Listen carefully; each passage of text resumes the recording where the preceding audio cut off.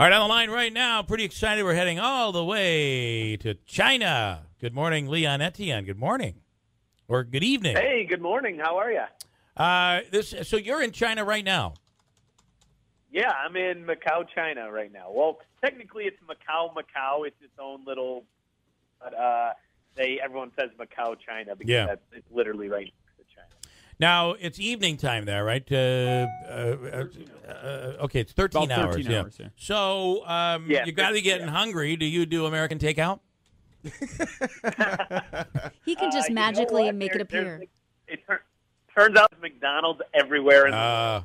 Okay. Okay. But I don't go there that often. The food here is actually pretty amazing. I'll bet it is. So how did you get this gig? I mean, you're like the... you know what? I was handpicked by the House of Magic team here. Basically, Franz Harari, who is in Europe and in Asia, is massive. I mean, he's even bigger than David Copperfield. Wow. And he had this venue open up here called the House of Magic. And when he's only contracted to be here a couple months a year. And when he's not here, they need a replacement illusionist to do the big main show. And him and his team handpicked me out of the blue one day. I got an email saying, "Would you be interested?" Wow. You know, we've seen... I mean, they had seen me on all the TV shows and stuff in America, which helped out a lot. Well, and that's really what my question is that we've seen the economy grow over the last couple of decades in China, and now there are McDonald's restaurants there, and there's an American influence. How much so? I mean, are young people able to watch? Do they know who you are and that sort of thing? Yeah. The younger generations, I mean, it's really a mixed audience of age. I mean, you get people, most of the audiences that come here to this casino area of China are from mainland China. So they're coming here on vacation, they're hanging out. And the younger generations definitely have seen me on America's Got Talent and on Fool Us. And the older ones, I mean, they have no idea who I am, but because of the marketing, they just know they're coming to see a pretty cool show. All right, cool. And do they build up the American aspect of it? Not in any of the marketing, I haven't really seen that, but I mean, they pretty much can tell by looking at you. Right. Yeah. They know you're not. Good point. Like, you're not from around here, are you, boy? All right. That's a very good point. I feel like an idiot. So, Leon, are you going to be... No, they know. Yeah. Are you going to be having to learn Chinese? Or, I mean, I feel like a lot of the younger kids and even the adults in China know how to speak English better than, some people here. How are you doing your show? You know, it's so embarrassing because most of the people I am meeting and that work with us backstage and all that stuff, they speak 3 or 4 languages, and it really makes me feel like I wasted my high school years messing around, and I should have paid more attention. But thank God, most of the kids these days, anyone under 30 speaks English mostly. But it's really disappointing to me when I meet all these people like, oh yeah, I speak Portuguese and Chinese, and then there's 2 types of Chinese. Right. As if one wasn't enough. There's Mandarin and Cantonese, which is mostly spoke here. Mandarin is spoke on mainland China, and then the locals here speak Cantonese. But to answer your question, I've learned everything I need to say in Chinese for the show, like hello, how are you, applause, stuff like that. And I'm just out of respect for the culture that I'm living in. I'm learning more so I can, order food and stuff like that. Well, then try a little on us. Ni hao ma. That means, how are you? And then the audience, so when I appear at the top of the show, I come out and they're clapping and I say, ni hao ma. And they respond good in Chinese. And then I say, we can do better than that. Ni hao ma. Well, what's funny is I mix English into the show as well. Yeah. And most of them, they get it. So. Right. And listen, if they get smart alecky about it, just say, listen, that book you're reading over there, 5 different languages, I'll make it disappear. I can make that go away. It's really cool, though, but it is interesting how these other cultures, they learn different languages, and we just don't go down that road. Yeah, it really makes me personally feel like an underachiever. What's really wacky is Macau is heavily influenced by the Portuguese. I believe it was controlled by the Portuguese for a long time.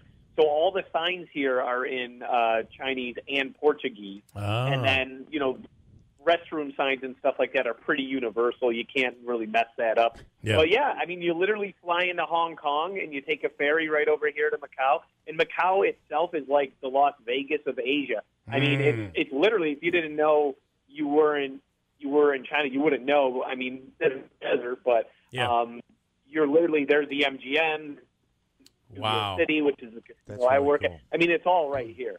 So just quickly, Leon, I know a lot of times when we talk to you, you're appearing on a show, you're in a competition, you're always fighting to stay alive. Ship. Yeah, you're on a cruise ship, which I guess, so how long is this a contractual deal where you're on display, for lack of a better term, for a month? You're the featured act, you're one of many acts. Can you explain that? Yeah, so the house... we're getting a little bad connection there, Leon. Oh, I'm sorry. The House of Magic. Sorry, I'm in China. Whatever. That's an excuse. That is funny. Yeah. The House of Magic is a dream venue for a magician. Basically, you buy a ticket, and one ticket price gets you to basically 4 shows.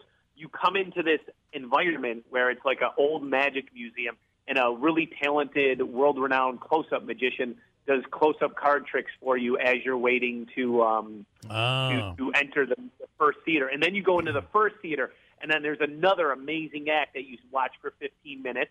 Then you go into the third theater, and there's another act that you watch for 15 minutes, and then you get to my show, which is the Mega Magic Show, and that's 40 minutes long. So the whole experience is about 2 hours. But what's fascinating to me from a purely magic enthusiast point of view is all these people that I'm working with here are like the people I looked up to when I was on TV. There was a program called World's Greatest Magic, and it was really ironic. The first time I did this show, at the end, I have to bring all the other performers on and reintroduce them for a final round of applause, like a curtain call. Yeah. And I go, holy crap, here I am, 15 years after watching this TV special, introducing these people onto my stage. It's absolutely surreal. Wow, that's really amazing. And I do have to ask you, you've been there for just a few days now, and the question would be, how many people have, and maybe your answer is going to be no one, but how many people have said Donald Trump to you and brought up Donald Trump? Because we're being told. Not a single person. We're being told they're talking about it all around the world. You know what? In all honesty, Bill, if you want me to do a little digging and find out for you, I can report back to you. But it's such a laid back. I mean, it's like everyone here's on vacation. You know, this is Las Vegas, right, so they're here. They're not talking about that. I mean, I haven't picked up a paper since I've been here, but yeah, I mean, it gets around on Facebook. Yeah. There's no Trump Tower in Macau, is there? As far as I know, there is no Trump properties in Macau. Yes, I'll be there to learn how to build the wall. I'm going to have a casino. It's going to be great. Huge. Crazy. Well, listen, awesome. Look, congratulations, Leon, on this. We've been watching your career just take off, and it's great that you're still from Utica, and you don't forget about everybody back here. We really appreciate that. Yeah, well, thank you, Keeler in the Morning. You guys are so incredible. You've always been so good to me. In Central New York, Utica especially, love you guys. All right, well, I can't wait to hear from you. You're going to be there for a month, so I can't wait to hear. You'll have a lot of experiences, I'm assuming, and a lot to talk about when you get back. Oh, yeah, I'll come back and visit you guys, and we'll show some pictures and have some fun. All right, cool. All right, Leon, congratulations in China, Leon Etienne. We'll talk to you soon, man. Thank you. Thank you. All right. Pretty cool, huh? That is really, really pretty great neat. for him. Hold on. We'll break and come back at WIBX.